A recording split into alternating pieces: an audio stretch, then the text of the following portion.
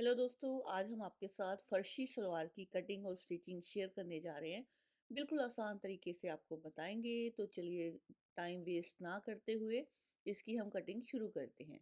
यहाँ पे सबसे पहले इसका हमने घेर लगाना है। 26-25 इंच आप इसका घेर लगा सकते हैं। ये नॉर्मल साइज़ की सलवार है। अगर बहुत ज़्यादा हेवी साइज़ है तो आप इसको बढ़ा भी सकते हैं घेर को।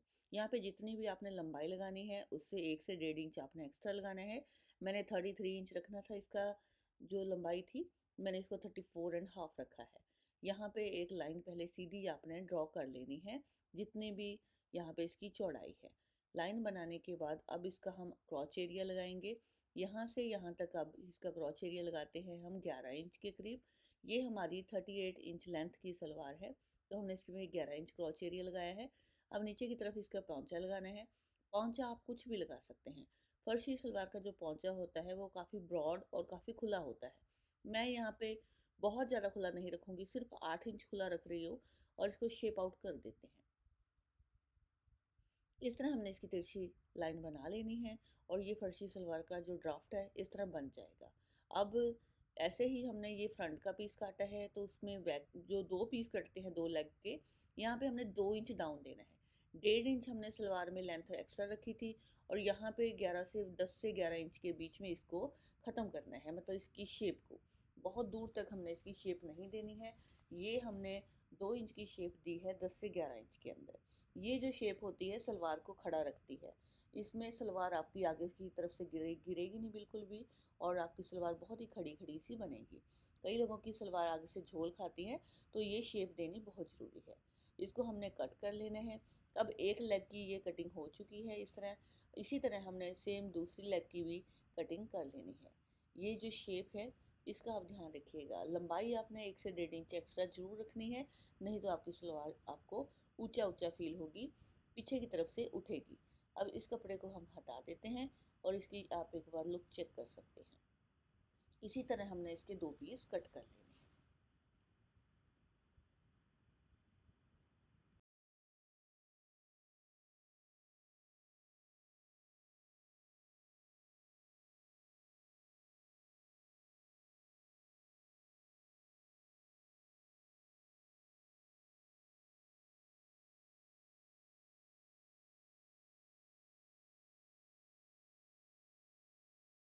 अब देखिए सलवार की हमारी ये कटिंग हो चुकी है। फर्शी सलवार बनाना बहुत ज़्यादा आसान है, इसमें बहुत ज़्यादा झंझट नहीं होता है, लेकिन कन्फ्यूज़न यही रहती है लोगों को कि कैसे बनाएं।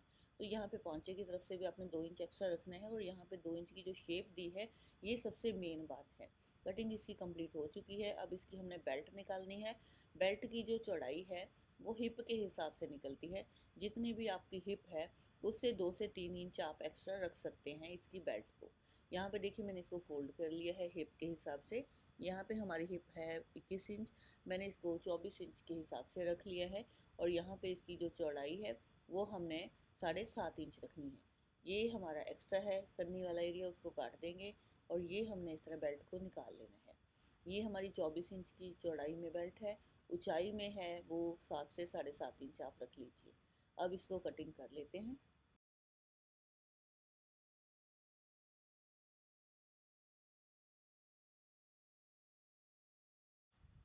अब देखिए ये बेल्ट की कटिंग भी हो गई है।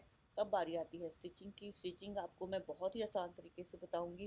कई लोग बड़ी कंफ्यूजन क्रिएट करते हैं कि ऐसे बनानी है वैसे बनानी है। कोई ख़ास फार्मूला नहीं है इसमें। नॉर्मल तरीके से हम इसको बनाकर रेडी कर लेंगे। सबसे पहले हमने इसका क्रॉच एरिया सिल लेना है। दोनों साइड से क्रॉच एरिया को हम सिल लेंगे जिस तरह हम नॉर्मल सलवार में सिलते ही हैं। अब हम इसमें प्लेट्स डालेंगे। प्लेट्स डालने के लिए वही फार्मूला है जो हमारा नॉर्मल सलवार का होता है। कन्फ्यूज़न बिल्कुल भी क्रिएट नहीं करनी है।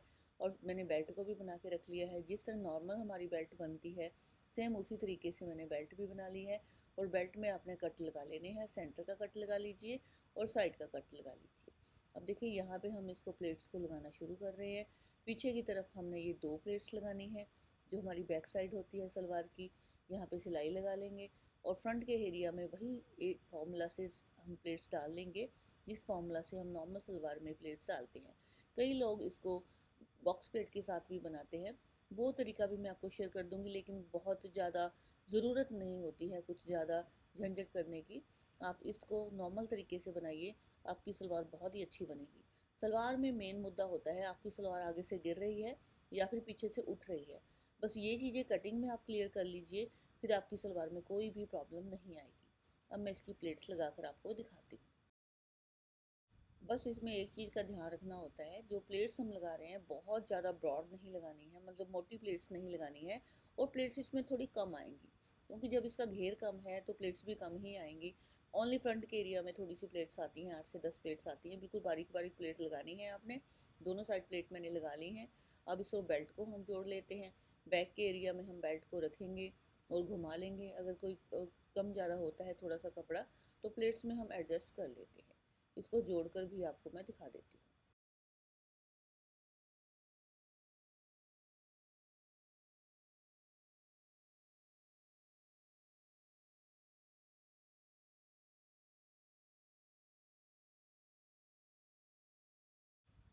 अब देखिए प्लेट्स मैंने लगा ली थी, बेल्ट भी मैंने इसके साथ अटैच कर ली है, ऊपर का एरिया क्लियर हो चुका है। अब इसको आप इंटरलॉक कर लीजिएगा।